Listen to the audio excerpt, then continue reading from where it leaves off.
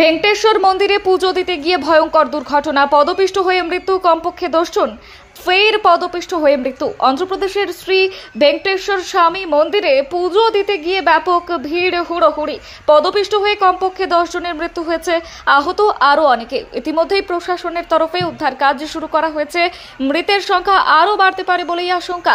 শনিবার সকালে অন্ধ্রপ্রদেশের শ্রীকাকুলাম জেলায় শ্রী ভেঙ্কটেশ্বর স্বামী মন্দিরে এই দুর্ঘটনা ঘটে। আজ একাদশী হওয়ায় পুজো এবং দর্শন করতে বিপুল ভিড় হয়েছিল। সেখানেই ব্যাপক হুড়োহুড়ি শুরু হয়। নিমেষেই দুর্ঘটনা ঘটে যায়, অনেকে আহত হন। আধিকারিকরা জানিয়েছেন অনেকে পদপিষ্ট হয়েছেন, মৃতের সংখ্যা আরও বাড়তে পারে।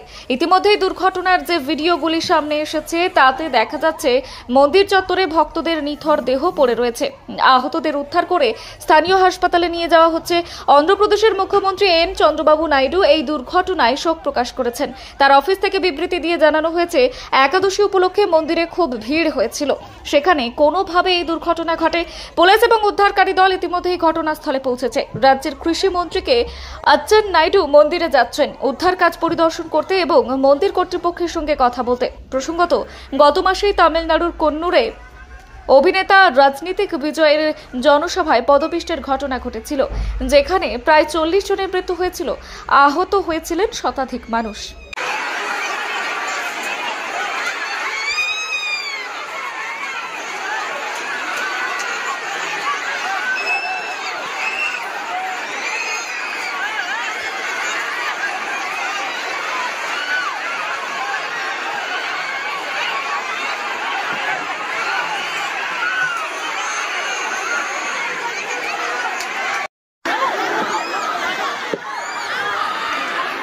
పడిపోయిన లోపల ఉన్నారా?